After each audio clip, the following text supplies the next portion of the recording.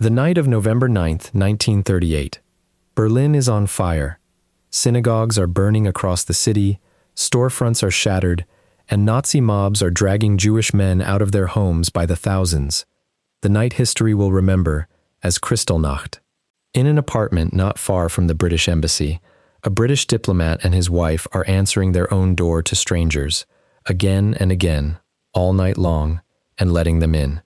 One of the men they take in is Leo Baeck, the leading rabbi in Germany, chairman of the entire National Association of German Rabbis, a man near the top of any list the Gestapo might be compiling that night. The diplomat sheltering him is not supposed to be doing this. He holds a quiet, unglamorous post at the British Embassy called Passport Control Officer, the kind of job that sounds like a clerk stamping forms, and by the letter of his actual position, hiding a wanted rabbi from the Gestapo in his own home is not remotely part of his job description. It is, however, exactly what the job was secretly built to make possible.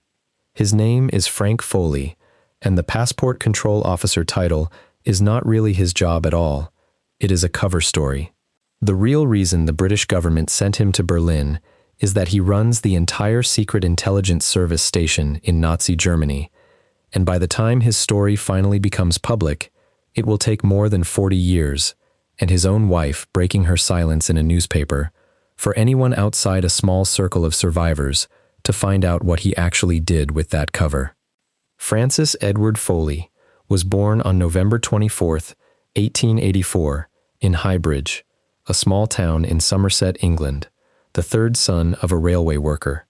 He was educated at Jesuit schools, including Stonyhurst College in Lancashire, and for a while seriously considered the priesthood, studying at a Catholic seminary in France, before turning instead toward academic life, eventually studying classics at the Université de France in Poitiers. Nothing in that early trajectory points toward espionage or wartime heroism. He was, by every early indication, headed for a quiet scholarly life, the kind of man who might have ended up teaching Latin at a minor English grammar school for 40 years and never troubled the history books at all. The First World War changed that. He was commissioned as a second lieutenant in the Hertfordshire Regiment in January 1917, promoted to temporary captain later that year, commanding an infantry company, and was mentioned in dispatches for his service, the kind of formal citation reserved for conduct an officer's own chain of command considered worth recording,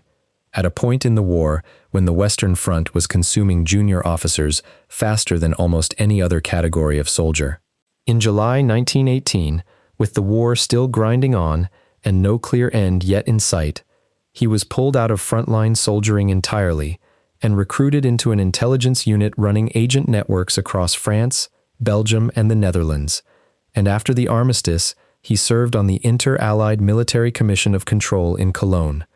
the body responsible for overseeing German disarmament in the immediate post-war occupation, watching up close exactly how thoroughly, or how thinly, a defeated Germany could actually be prevented from rearming. He formally left the army as a captain in December 1921. By then, the direction of the rest of his career had already been set.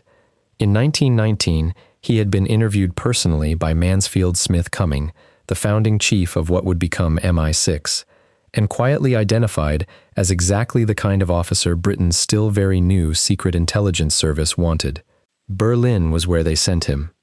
The posting that would define Frank Foley's life began in the early 1920s and would keep him in Berlin for the better part of 2 decades, through the entire rise of the party that would eventually make his own presence there a matter of life and death. His formal position was Passport Control Officer at the British Embassy, a job title that existed across the British diplomatic network of that era, specifically as an off-the-books cover identity for the local head of the Secret Intelligence Service.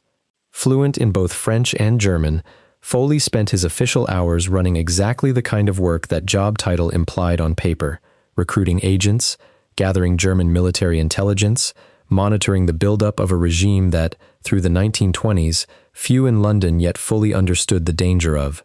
He was, by every account of his actual intelligence work, genuinely good at it.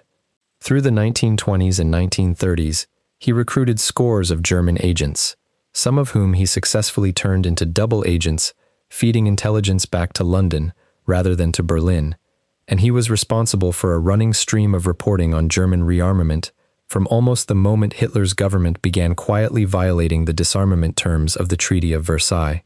Later, as the stakes of that same intelligence work escalated toward outright war, Foley's network is credited with organizing the operation that got Norway's national gold reserves out of the country before the invading German army could seize them, and separately with persuading leading German scientists working on atomic and rocket research not to pass their most sensitive findings up to their own Nazi superiors, a quiet act of sabotage against Germany's weapons programs carried out entirely through personal persuasion rather than force. He also recruited a high-level Soviet source who would go on, for years after the war had ended, to feed British intelligence information about Soviet espionage operations in the West. None of this appeared anywhere on his cover identity's paperwork. On the surface, for the entire span of these years, Frank Foley was simply the man who stamped passports. Then came 1933, and Adolf Hitler's appointment as Chancellor, and everything about what that stamp actually meant began to change. Nazi Germany, from its earliest months in power, built a legal and administrative machine specifically engineered to strip Jewish citizens of their rights, their property, and eventually their ability to simply leave the country before it killed them. Getting out required an exit visa from German authorities, who had every incentive to make that process as difficult as possible, and an entry visa from a destination country, and for the overwhelming majority of desperate Jewish families trying to flee through the 1930s, obtaining that second document meant standing in a line outside an embassy, at the mercy of whichever official happened to be sitting behind the desk that day. Britain's own immigration policy did not make this easy. The 1939 White Paper restricting Jewish immigration into British Mandatory Palestine, issued by Foley's own government, sharply capped the number of Jews who could legally enter the one territory then under direct British control, where large-scale Jewish refuge was even a live political possibility. At the British Embassy in Berlin, sitting behind the one desk that could actually authorize a Palestine entry visa, was Frank Foley, and Frank Foley decided, years before most of the world understood what was actually at stake, and in direct defiance of his own government's official quota policy, that his real job was not the one printed on his cover identity. To understand how badly that decision was needed, it helps to understand exactly how narrow the legal path out of Germany actually was by the mid-1930s. Nazi race laws steadily stripped German Jews of citizenship, property, and professional licenses, while the destination countries refugees might have fled to were, almost without exception, actively working to keep the number of arrivals as small as possible. The July 1938 Evian Conference, convened specifically to address the growing refugee crisis, produced warm rhetoric and almost no increase in any country's actual immigration quotas, the Dominican Republic standing out as the one meaningful exception among 32 nations that attended. Britain's own restriction on Palestine, tightened further by the 1939 White Paper, was not some minor bureaucratic footnote. It was one of the largest single doors in the entire world, quietly being narrowed at the exact moment the need behind it was accelerating fastest, and Frank Foley worked at the one desk in Berlin, positioned to personally decide, case by case, whether that narrowing door still had room for one more name. He built his rescue operation around two other men, in a partnership that would later be described, by the people who studied it closely enough to reconstruct how it actually worked, as a triangle. The first was Wilfred Israel, an Anglo-German businessman from an enormously wealthy Berlin Jewish family, heir to one of the city's largest department stores, a quiet, secretive man who used his own money and his network of international contacts to fund the operation and identify the people most urgently in danger, and who separately negotiated a transit camp arrangement that helped move roughly 8,000 young Jewish men out of immediate danger through youth Aliyah channels to Palestine. The second was Hubert Pollack, a Jewish statistician who maintained contacts inside the Gestapo itself, meeting officials in Berlin cafes to negotiate, and in some documented cases bribe, the release of specific individuals using funds Israel provided. Israel gathered the names and the money. Pollock worked the Gestapo contacts to get people physically released or cleared to leave. Foley, sitting at the one desk in the triangle that could actually put a valid British entry visa on a piece of paper, turned that release into an actual escape. In the years leading up to Kristallnacht, this partnership is credited with saving something in the range of 10,000 Jewish lives, a figure historians and Foley's own biographer have been careful to describe as a serious, well-evidenced estimate rather than an exact count, for the plain reason that by the time anyone went looking for precise numbers decades later, many of the people saved had already died of old age, and a significant number of them had never known the specific British official responsible for the visa that got them out. The mechanics of how Pollock actually worked his Gestapo contacts were, by their nature, informal and undocumented in any official sense, conducted over coffee in ordinary Berlin cafes, rather than through any channel that left a paper trail either side could later be prosecuted over. A Gestapo officer willing to accept a bribe to release a specific prisoner, or to look the other way, while a family's exit papers were quietly expedited, was not a rare find in a bureaucracy that ran, in practice, on exactly the kind of petty corruption that made men like Pollock useful in the first place. What made the triangle actually function was that each man supplied the one thing the other two did not have. Pollock had the contacts but no money, and no way to turn a released prisoner into someone who could legally leave the country. Israel had the money, but no legal standing to negotiate directly with the regime persecuting his own community. Foley had the one legally recognized signature that could turn a name on Israel's list, and a prisoner, Pollock had gotten released, into an actual visa a person could carry across a border. Remove any one leg of that triangle, and the other two, on their own, could accomplish almost nothing. The Passport Control Office itself, by every surviving account of it, did not look or feel like the scene of a quiet moral rebellion. It looked like an ordinary, overworked government office slowly buckling under a caseload nobody had designed it to handle. Refugees queued outside from early morning, carrying whatever paperwork they still had left, after months or years of an escalating legal campaign designed specifically to leave them with as little valid documentation as possible. Foley worked through the applications himself, weighing each case against the same basic, unglamorous questions any consular officer had to ask: whether the paperwork could plausibly survive scrutiny, whether the applicant's story held together, how much risk a given signature actually carried for everyone involved. What made his office different was not its appearance. It was the private, unrecorded calculation Foley kept making underneath all of it, the one that decided, again and again, that a plausible story and a family standing in front of him were reason enough to move faster and bend further than the rules technically allowed. Foley did not limit himself to processing paperwork that crossed his own desk in the ordinary way.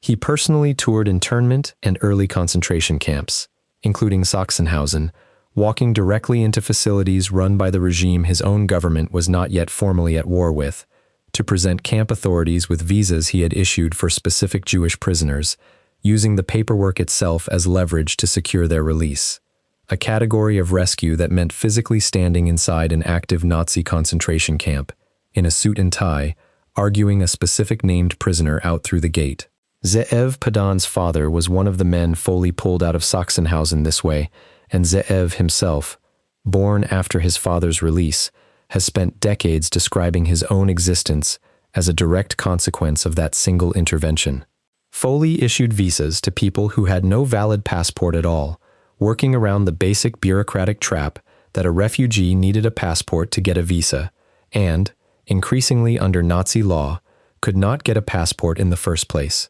He backdated documents. He processed applications outside of official embassy hours at his own home for people who could not risk being seen waiting in the embassy's public line. Miriam Posner, 16 years old, traveled from East Prussia specifically to beg Foley for a visa to Palestine. She would later describe him pacing the room for a long moment before finally asking for her passport and stamping it, a memory she carried for the rest of her life as the exact instant her own survival stopped being uncertain. "Foley saved my life," she said, decades afterward, in exactly those words. And underlying every single one of these actions was a fact his own government would only formally confirm decades later, using declassified internal records, that Frank Foley held no diplomatic immunity whatsoever. If the Gestapo had ever caught him forging a document or smuggling a wanted man out of a camp, there was no diplomatic status protecting him from arrest, imprisonment, or worse. He did it anyway, for years, as a matter of ordinary daily practice, in a city where he personally understood, better than almost any other foreigner in Berlin, exactly how the machinery of the regime he was defying actually worked.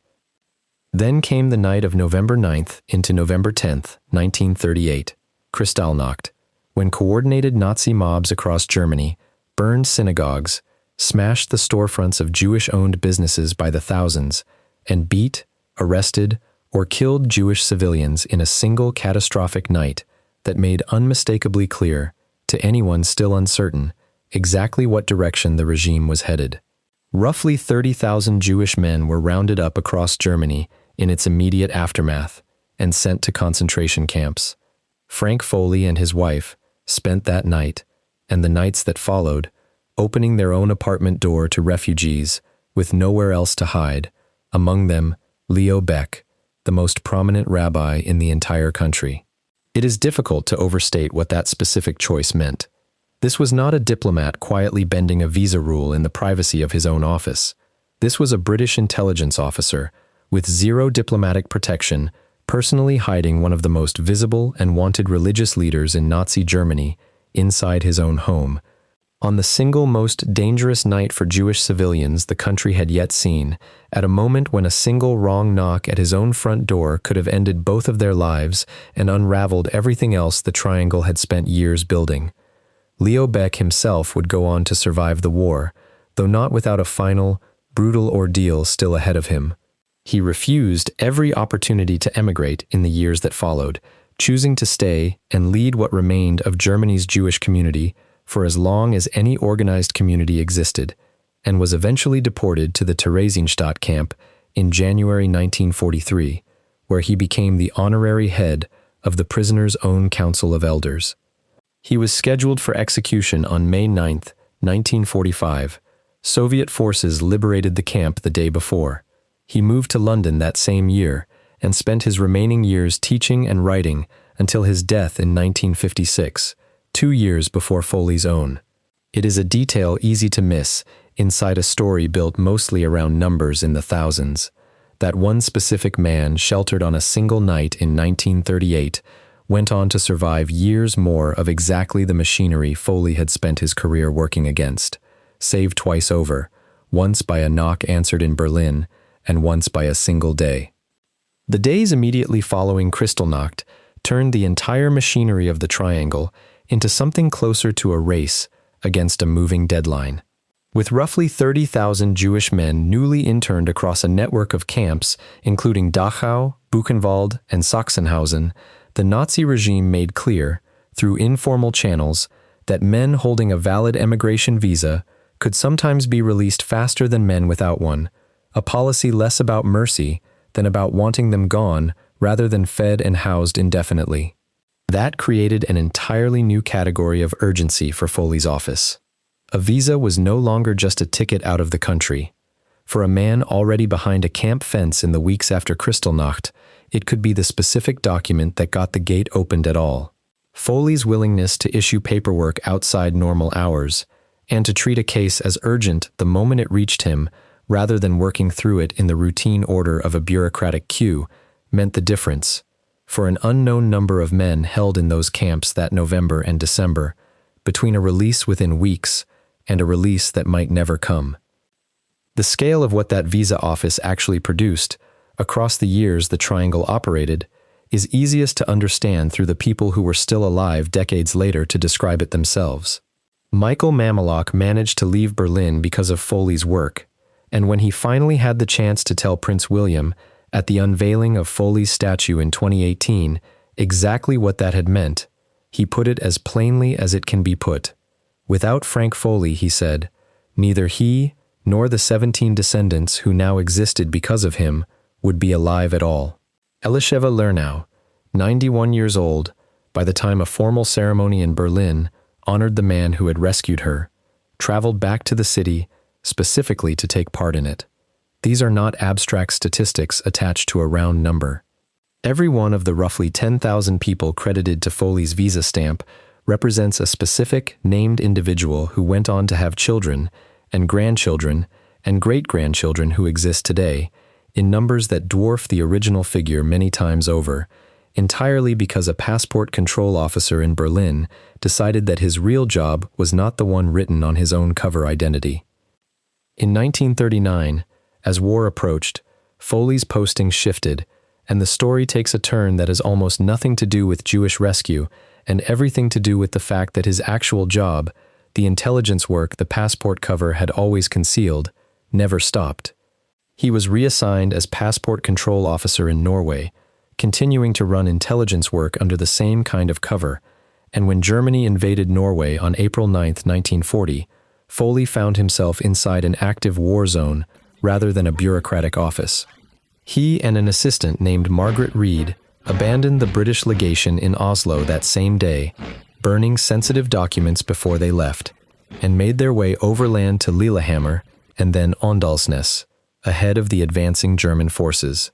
In the chaos of a country actively being invaded, with formal diplomatic channels collapsing, Foley personally arranged an independent radio link to London for General Otto Rugge, the Norwegian commander-in-chief, with Reed working as his cipher operator, and effectively served as Britain's man on the ground with Norwegian military authorities, until a formal ambassador could arrive over a week later. He was evacuated by the Royal Navy from the port of Molde on May 1, 1940,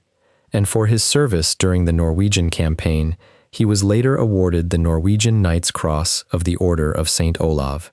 It is a strange, almost separate adventure, sitting in the middle of his life story, a British spy who spent years quietly saving Jewish refugees from behind a passport desk, suddenly running a battlefield radio link for a foreign army's commander-in-chief, while a country collapsed around him. And it fits into the same pattern the rest of his career already followed, a quiet man doing the specific, unglamorous, high-stakes work that needed doing in front of him, largely without official credit, largely without anyone outside a small circle ever knowing the scale of what he had just done. There is a particular kind of whiplash in reading the Norwegian chapter of Foley's career directly against everything that came immediately before it. In Berlin, the danger had been slow, procedural, and constant. The risk of a forged document being noticed, of a sheltered fugitive being reported by a neighbor, of one wrong name on one wrong list. In Norway, the danger arrived all at once, as an actual invading army, and Foley's response was the same instinct that had defined his entire Berlin career, simply pointed at a different kind of emergency. He did not wait for official instructions before burning the Oslo legation's sensitive files. He did not wait for a replacement ambassador to arrive before improvising a working relationship with the Norwegian military's own commander. He assessed what the moment actually required, worked out who around him could do what, and did the job in front of him, the same way he had spent a decade and a half assessing what a specific refugee family standing in his Berlin office actually required, and doing that job too, without waiting for permission that might never come or might come too late to matter. The following year produced one of the strangest assignments of his entire career. On May 10, 1941, Rudolf Hess, Adolf Hitler's own deputy and one of the most senior figures in the entire Nazi Party, flew alone to Scotland in an apparent unauthorized attempt to negotiate peace with Britain, and was captured almost immediately after parachuting into a field near Glasgow. Sir Stuart Menzies, the chief of MI6, selected Frank Foley, by then an experienced Berlin hand who understood the psychology of senior Nazi officials, as well as almost anyone in British intelligence, to lead the initial interrogation of Hess and oversee his custody for roughly the next 10 months. Hess, deeply paranoid throughout his captivity, became convinced at one point that his food and drink were being poisoned. Foley's own wife would later describe, in her own words, exactly how her husband handled it.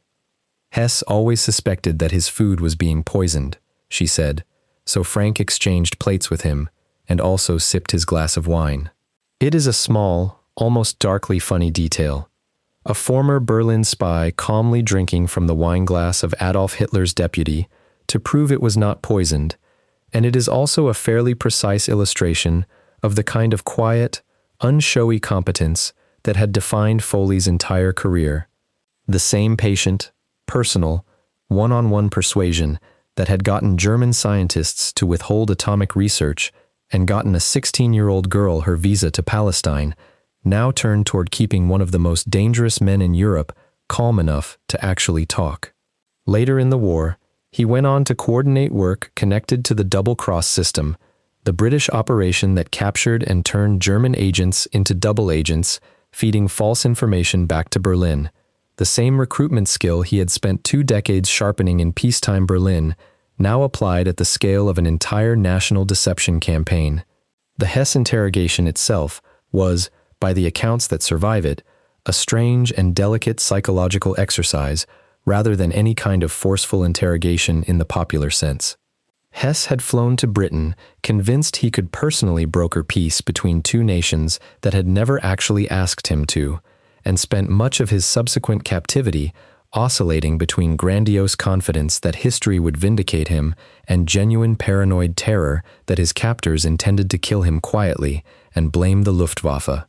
Managing that volatile, self-important, and increasingly unstable man for the better part of a year required exactly the same patient, individualized attention Foley had spent Berlin, perfecting on frightened refugees, standing at his office window, just now aimed at one of the most senior men in the entire Nazi regime, sitting in a comfortable but closely guarded British house, refusing to eat anything Foley had not eaten first.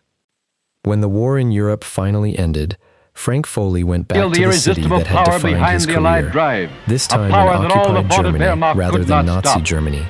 serving as Assistant Inspector General of the Public Safety Branch for the Allied Control Commission. In that role, the man who had spent the 1930s and early 1940s helping Jewish refugees escape the machinery of Nazi persecution now spent the post-war years actively hunting the war criminals responsible for running that same machinery, a quiet, almost symmetrical bookend to everything that had come before, closing out his career in the exact city where it had all started, on the opposite side of the exact same struggle. The scale of the post-war denazification effort Foley found himself part of was, in its own way, as institutionally overwhelming as the refugee crisis he had spent the 1930s working against. Occupied Germany in the years immediately after the war held millions of former Nazi Party members, officials, and functionaries who needed to be screened, classified, and in the cases of the most serious offenders, identified for prosecution, all of it happening inside a shattered country with barely functioning civil infrastructure and an Allied administration stretched thin across 4 separate Newsreel and Signal Corps cameramen are privileged to sit in on this historic scene. These pictures reveal back in exactly the kind of position his entire career had prepared him for, evaluating individual cases, weighing thin and often contradictory evidence, and making judgment calls about specific people rather than abstract policy, except that this time, the judgment call was about determining guilt rather than granting escape. He retired from the Secret Intelligence Service in 1949, after nearly 3 decades of service, and moved with his wife Catherine, known as Kay, whom he had married in 1921, to the town of Stourbridge in Worcestershire, England, to live out a private, unremarkable retirement. He died there on May 8, 1958, at the age of 73, and was buried in Stourbridge Cemetery. As far as almost anyone outside a small circle of survivors and former colleagues knew, Frank Foley had simply been a mid-level British diplomat who happened to spend a long career in pre-war Berlin. Nothing in his public obituary would have told a reader that this quiet, retired civil servant had personally hidden a rabbi from the Gestapo, walked unescorted into Sachsenhausen to pull prisoners out, helped smuggle a nation's gold reserves out from under an invading army, or spent 10 months making sure Rudolf Hess did not think he was being poisoned. It took his own wife 3 years after his death to say anything publicly at all. On April 27, 1961, Kay Foley published an account in the Daily Mail titled, Pimpernel Foley, finally describing, in her own words, the visa work her husband had done in Berlin and the risks he had taken doing it. A reference to the fictional Scarlet Pimpernel, the aristocrat who secretly rescued people from the guillotine during the French Revolution while maintaining a harmless public persona, a comparison that, once the facts were laid out, turned out to be almost uncomfortably precise. Even that article did not turn Frank Foley into a widely known figure. For decades afterward, his story remained something closer to a rumor circulating among a shrinking number of people who had actually been there, not a documented, verified piece of Holocaust history most of the world had any access to. A man who had personally organized the rescue of Norway's gold reserves talked German scientists out of arming their own country's weapons programs and gotten roughly 10,000 people out of Nazi Germany, spent the better part of 4 decades as, at most, a half-remembered name in a handful of survivors' private stories. That changed in 1999, 41 years after his death, when British journalist Michael Smith published a full biography titled Foley, the Spy Who Saved 10,000 Jews, after being tipped off to the story by a contact inside British intelligence. Smith tracked down living survivors old enough to remember exactly what Foley had done for them, cross-referenced their accounts, and worked with Gil Bennett, the Foreign Office's own official historian, who confirmed through declassified internal government records the specific fact that had made Foley's actions so dangerous in the first place, that he had held no diplomatic immunity throughout the entire period he was forging documents and sheltering fugitives. Lord Janner, chairman of the Holocaust Educational Trust, took Smith's research directly to Yad Vashem, Israel's official Holocaust Remembrance Authority, and asked them to formally reconsider a case they had apparently never been given the full evidence to properly examine. In October 1999, Yad Vashem designated Frank Foley righteous among the nations, the highest honor the Jewish people can bestow on a non-Jew who risked their own life to save Jews during the Holocaust, more than 4 decades after the acts themselves and 38 years after his own wife had first tried to tell anyone. Wilfred Israel, the man whose money and contacts had made a third of the original rescue triangle possible, did not live to see any of this recognition, for either himself or for Foley. He continued his rescue and refugee work throughout the war, and on June 1, 1943, he boarded BOAC Flight 777, a civilian passenger flight from Lisbon to Bristol. 8 German Junkers Ju-88 fighters attacked the unarmed aircraft over the Bay of Biscay and shot it down, killing everyone aboard. Among the 17 people who died with him was the British film actor Leslie Howard, famous at the time for his role in Gone with the Wind, and the attack has remained genuinely controversial ever since, with persistent, still unresolved speculation that German intelligence believed, wrongly, that Winston Churchill himself might be on board that specific flight. The man who had spent years quietly supplying the money and the names that let Frank Foley's visas actually save people never got to see his own partner in that work publicly honored for any of it, and in fact, never lived to see the war he had spent those years trying to help people escape actually end. Of the 3 men in the triangle, only Hubert Pollock, the Gestapo contact man, lived long enough to watch even a fraction of the recognition finally start arriving, and by then, it had already taken most of a lifetime.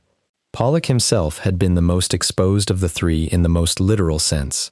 the one man whose entire method depended on regularly sitting across a cafe table from actual Gestapo officers and successfully reading which ones could be bought and which ones were setting a trap, a skill with no margin for a single wrong guess.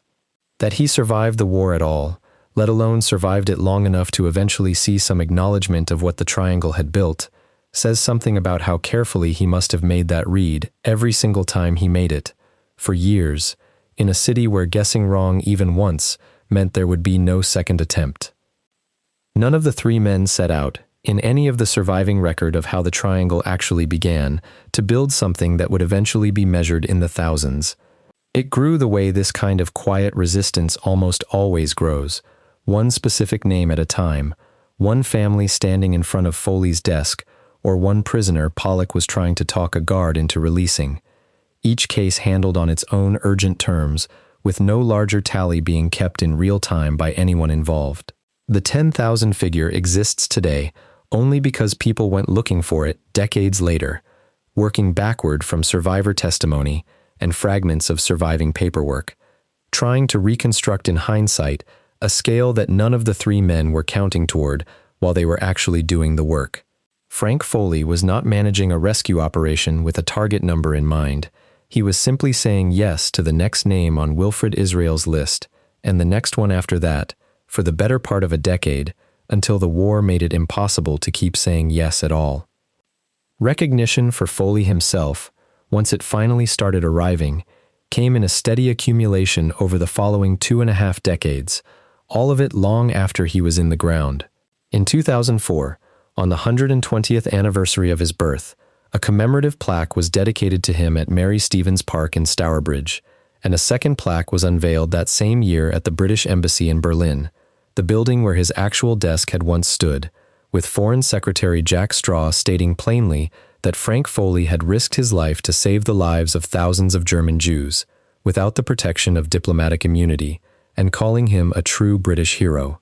A garden was dedicated in his memory at the Sternberg Centre in London in 2009. In 2010, the British government formally named him a British Hero of the Holocaust. In 2012, Foreign Secretary William Hague unveiled a further plaque at Hoop Lane Jewish Cemetery in Golders Green. In September 2018, Prince William personally unveiled a statue of Foley in his hometown of Highbridge, Somerset, 60 years, almost to the exact date of his death, after he had died there in obscurity, the same ceremony where Michael Mamelock stood in front of a member of the British royal family and explained that 17 of his own descendants existed because of the man being honored in bronze. And in 2024, the United States Congress posthumously awarded him the Congressional Gold Medal, one of the highest civilian honors the American government can bestow, for a British intelligence officer whose actual job title, for the entire time he was doing any of it, was never anything more dramatic on paper than passport control officer. It is worth putting Foley's timeline next to the one story most viewers will already know the shape of. Oskar Schindler, the German industrialist who saved roughly 1,200 Jewish workers by keeping them employed in his own factories, became a household name worldwide in 1993, when Steven Spielberg's film adaptation of his story won 7 Academy Awards and turned a previously obscure rescue into one of the most widely recognized Holocaust narratives in modern popular culture. Frank Foley, whose own visa office is credited with a rescue figure roughly 8 times larger, was still, at that exact moment in 1993, essentially unknown outside a shrinking circle of aging survivors and a handful of retired intelligence officers who had never been permitted to discuss what he'd actually done. His own biography would not be published for another 6 years. There was no film. There was no wave of public recognition arriving on the back of a prestige awards campaign. The difference was never the scale of what either man did. It was that one of them worked in a factory everyone could see, and the other one worked behind a title, passport control officer, specifically designed so that almost nobody would ever look closely enough to ask what the job actually involved. There is something worth sitting with in just how long the gap was, in Frank Foley's case, between what he actually did and anyone being allowed to know about it.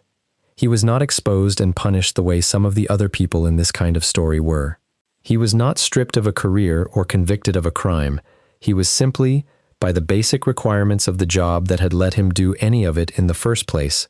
required to keep the entire thing secret for the rest of his life, and largely did.